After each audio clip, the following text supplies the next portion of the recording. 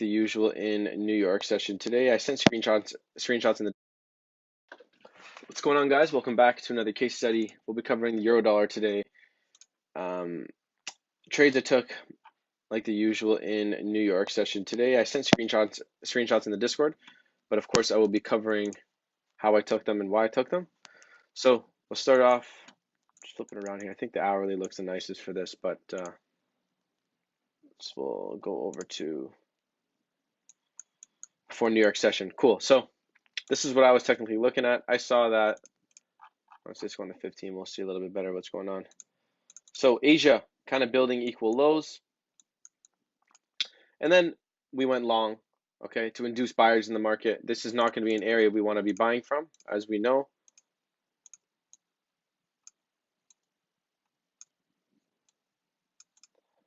You can see how the market actually ended up reacting to this area here, stabbed into the smart money trap just to build more liquidity at the lows. And on the 5-minute, I believe, there was a clean entry in London here. So took out the low to induce sellers. This is going to be a trap area. We do not want to be trading from here. Look how the market stabs into it at 250 just before London open. And then London opens up. We get a spike up, grabbing that liquidity, trapping the sellers. Okay. And then if you go on the 1-minute, for entries, you had, so red London open, we're actually, sorry, 9 minutes after, we spike above the highs, trap sellers, grab that liquidity, we get a reaction down, we get a high printed, a low printed, and same old thing go over and over.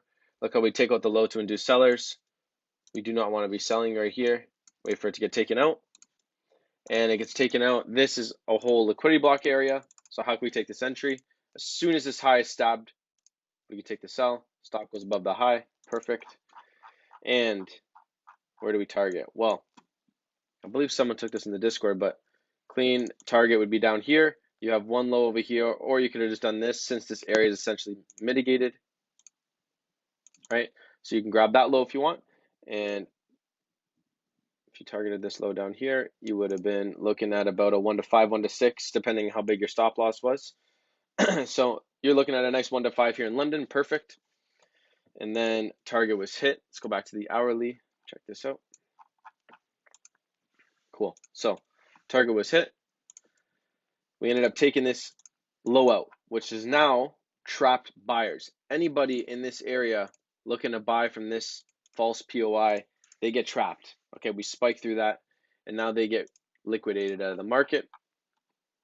Cool. So let's go to closer to New York. Perfect. So what happened here? So again, we run that liquidity from the left-hand side. Look how we start edging up. Okay, and we start squeezing. Look how like we have this kind of buildup going on here, right? And then we get that random sell-off.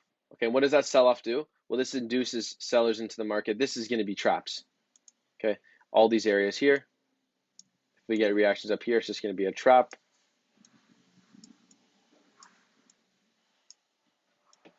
Okay, just like this. Okay, perfect. So we get that sell-off. Again, look how the market comes up, reacts off this, reacts off this. How do we take advantage? Well, I went on the 15 and I noticed that we grabbed all these lows. So this became a liquidity block for me. Okay, you go into the 5-minute and look what kind of price action we're getting here. We stab into this smart money trap and we get a low printed. And then we break that high and react off this false area again. So we're kind of creating this structure for liquidity, or sorry, for retail. And as we know, we do not want to be buying below, or sorry, above this low. This is going to be trap. Okay, we're going to wait for price to stab below it, and that is where we will be pressing buy. And of course, where's our stop going? Below the liquidity block. Okay, so this would have been how you could have taken your entry. This is how I took my entry. And we trade into the smart money trap area and then stab right through it. There we get tagged in. Perfect. Stop goes below the low. Okay, now there was 2 entry opportunities. One would have been when we stab the low, just like how I took it here, or we get a close above, leaving us a liquidity block. And this could have been a pullback entry for you. Next candle comes in, tags us in. Cool, we get tagged in. And stop goes below the liquidity block. And where can we target? Simple stuff. Look how we have a nice inducement high up here. We've also left, look at all this liquidity we've left to the upside. So we can simply target this high up here, okay?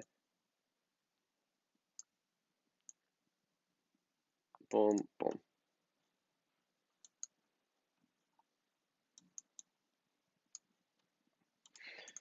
And we end up moving to the upside quite nicely. We stall at this smart money trap over here. Again, same old thing. It's just reacting to build more liquidity.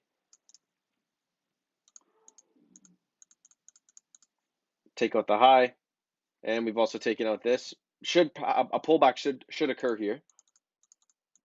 Boom, pullback, and then we take out the high again and continue up, I believe here.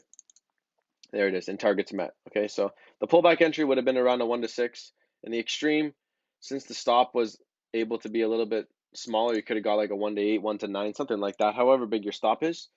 But yeah, those are the two entries there in New York, and then obviously we had later news today.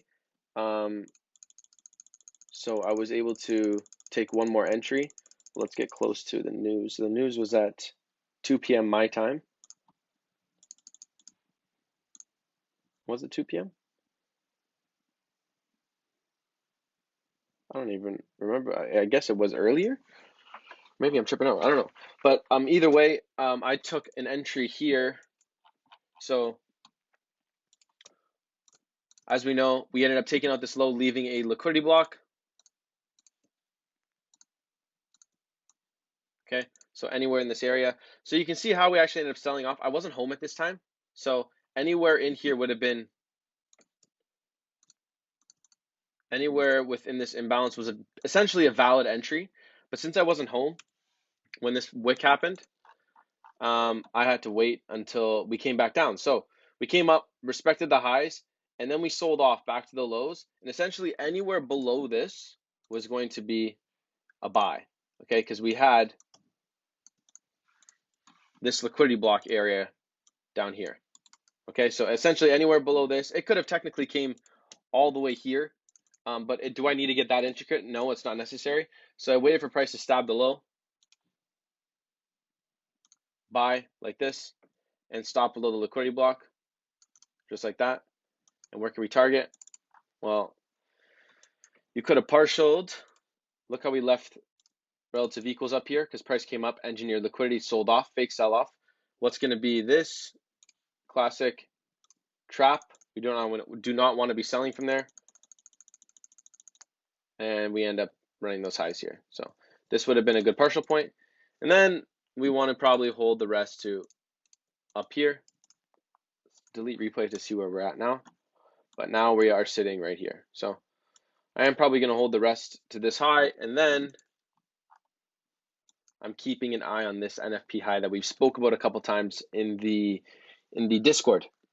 But yeah, we'll cross that bridge when we get there. I'm definitely going to be paying myself again above this high. So we're about 10 pips away. We'll see how what Asia does the rest of the day, and then obviously London and New York the next day. But yeah, I hope you guys enjoyed this case study, and I will see you guys in the next one.